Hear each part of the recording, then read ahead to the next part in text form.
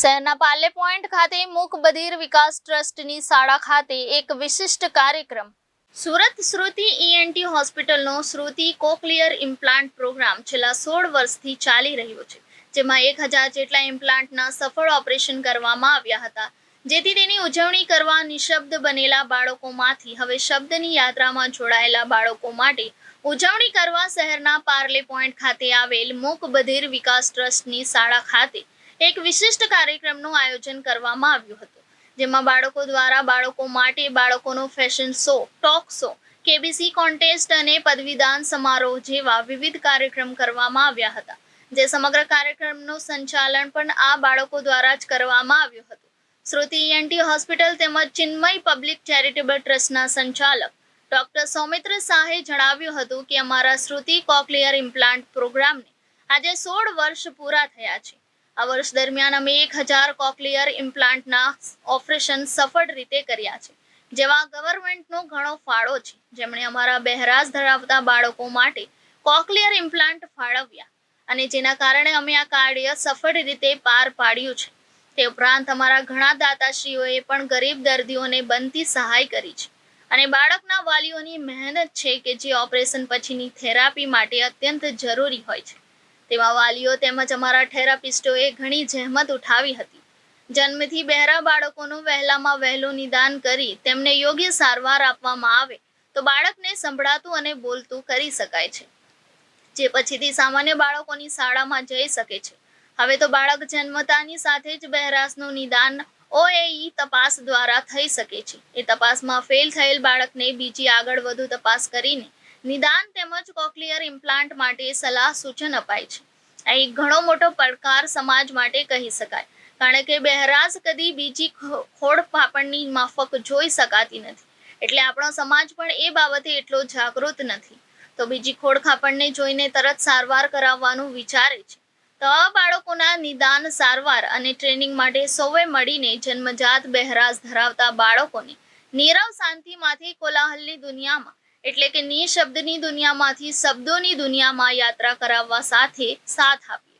શ્રુતિ cochlear implant programme હેઠળ implant કરેલા બાળકો દ્વારા વિશિષ્ટ કાર્યક્રમનું આયોજન કરવામાં આવ્યું હતું, જેમાં મુખ્ય મહેમાન તરીકે સુરતના મહિલા ધારાસભ્ય સંગીતાબેન પાટીલ અને ડોક્ટર પારુલ વડગામા વિશેષ અતિથિ તરીકે ઉપસ્થિત રહ્યા હતા. આ કાર્યક્રમમાં સવારથી બપોર સુધી બાળકો દ્વારા વિવિધ પ્રવૃત્તિઓના આયોજનો થયા હતા, જેમાં બાળકોનો ફેશન શો, ક્વિઝ સ્પર્ધા, ટોક શો અને પદવીદાન સમારોહ રાખવામાં આવ્યો હતો. આ કાર્યક્રમમાં તમામ બાળકો ઉત્સાહથી જોડાયા હતા. હું શ્રુતિ ઈએનટી હોસ્પિટલમાં ચીફ સર્જન છું.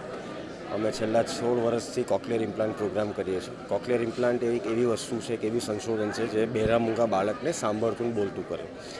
આજે અમે આ મૂક બધિર વિકાસ ટ્રસ્ટના હોલમાં જે ફંક્શન ગોઠવ્યો હતો તે અમારા 16 વર્ષ કોક્લિયર ઇમ્પ્લાન્ટના પૂરા થયા તેના માટેનો હતો.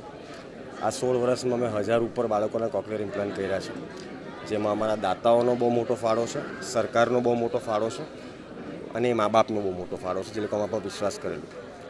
કોક્લિયર ઇમ્પ્લાન્ટ એક એવી આધુનિકતા છે જે એક માણસ કે એક બાળક જેને ભગવાને જન્મથી બહેરું મૂંગું બનાવેલું તેને તમારી મારી જેમ સાંભળતું બોલતું કરી શકે છે, નોર્મલ સ્કૂલમાં અભ્યાસ કરી શકે છે બાળકને, કાલ ઉઠીને પોતાની જિંદગીમાં તમારી મારી જેમ આગળ કાં તો ડૉક્ટર કાં તો એન્જિનિયર કે કંઈ બી બનવાની તક આપે છે.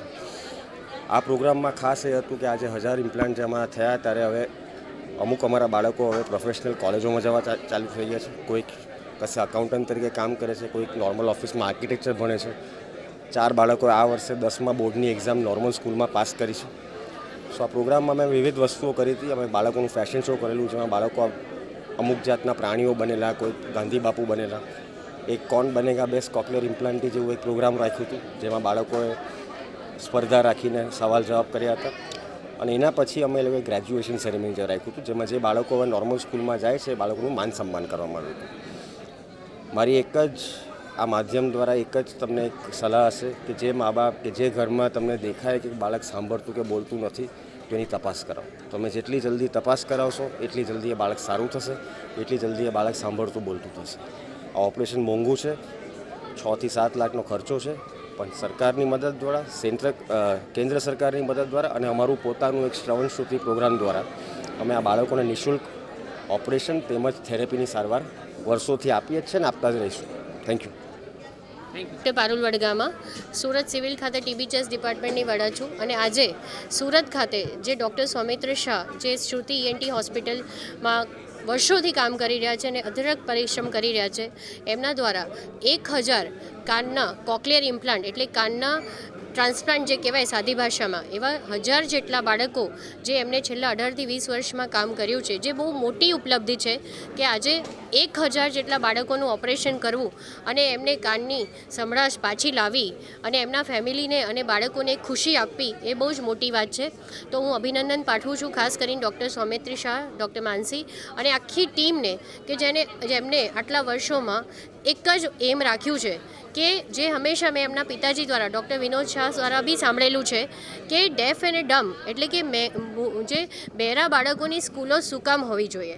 તો એના માટે સૌથી વધારે ઇમ્પોર્ટન્ટ વસ્તુ એ છે કે બાળક જન્મે એના પહેલાં 3 મહિનાની અંદર જ આપણે કાનનું સ્ક્રીનિંગ કરાવવું જોઈએ એટલે હિયરિંગ ટેસ્ટ કરાવવું જોઈએ જેથી કરીને પહેલાં 3 મહિનામાં જ એ ખ્યાલ આવી જાય કે બાળકને કાનમાં સાંભળવામાં કોઈ તકલીફ છે કે નહીં. જેટલી નાની ઉંમરમાં આપણે સાંભળવાની તકલીફને આઈડેન્ટિફાઈ કરીશું એટલી જ નાની ઉંમરમાં આપણે એનું કોક્લિયર ઇમ્પ્લાન્ટ કરીશું અને એ ઇમ્પ્લાન્ટ કરવાથી આપણે આજે જોયું કે લગભગ 1000 જેટલા બાળકો અહીંયા ઉપસ્થિત હતા અને એ બાળકોએ કોઈએ સિંગિંગ કર્યું, કોઈએ ડાન્સ કર્યું, કોઈએ સ્પીચ આપી. તો આ જીવતું જાગતું ઉદાહરણ છે કે નાની ઉંમરમાં જ્યારે બાળકોનું ઓપરેશન કરવામાં આવે છે કે જે ડૉક્ટર સૌમિત્ર શાહ વર્ષોથી કરી રહ્યા છે અને એમના પિતાજી બી ડૉક્ટર વિનોદ શાહ સાહેબ બી સુરતના નામાંકિત ઈએનટી સર્જન હતા કે જેમનું એક સ્વપ્ન હતું કે અમને મૂંગા બહેરા છોકરાઓની સ્કૂલ જ ના જોઈએ, સ્કૂલ બનાવવું એ ઉદ્દેશ્ય નહીં હોવું જોઈએ. આપણે બહેરાશ કેવી રીતે બાળકોમાં જલ્દીથી જલ્દી ડિટેક્ટ થાય અને જલ્દીથી જલ્દી ઇમ્પ્લાન્ટ દ્વારા એને આપણે કરેક્શન આપી શકીએ અને ઇમ્પ્લાન્ટ કર્યા પછી એ બહેરું બાળક નોર્મલ થઈ જાય એ આપણો ઉદ્દેશ્ય હોવું જોઈએ અને એ બાળકને આપણે નોર્મલ સ્કૂલમાં ભણાવી શકીએ એ આપણો ઉદ્દેશ્ય હોવું જોઈએ. તો એ સાથે હું ખાસ કરીને અભિનંદન આપું છું શ્રુતિ ઈએનટી હોસ્પિટલને, ડૉક્ટર સૌમિત્ર શાહને અને એમના પિતાજીને ડૉક્ટર વિનોદ શાહને અને એમની આખી ટીમને અને બધા જાહેર જનતાને અપીલ કરું છું કે પહેલાં 3 મહિનામાં બાળક જન્મે તો તમારે તરત જ એનું કાનનું ચેકઅપ, રૂટીન ચેકઅપ કરાવવું જોઈએ કે બાળક સાંભળી રહ્યું છે કે નથી સાંભળી રહ્યું. ઘણીવાર મા બાપને ખબર નથી હોતી 6 મહિના, વર્ષ, 2 વર્ષ સુધી કે બાળકને સંભળાય છે કે નથી સંભળાતું. આ એક રૂટીન ટેસ્ટ છે, બહુ ઇઝી ટેસ્ટ છે, સસ્તો ટેસ્ટ છે, એ આપણે કરાવવું જોઈએ અને ફોરેન કન્ટ્રીઝમાં, વેસ્ટર્ન કન્ટ્રીઝમાં આ કમ્પલસરી છે. એટલે આપણે પણ ગુજરાત લેવલ ઉપર, દેશના લેવલ ઉપર આ રીતે આપણી એક ટેવ પાડવી જોઈએ અને માતા પિતાએ આના વિશે ખાસ ધ્યાન રાખવું જોઈએ. ધન્યવાદ. Thank you.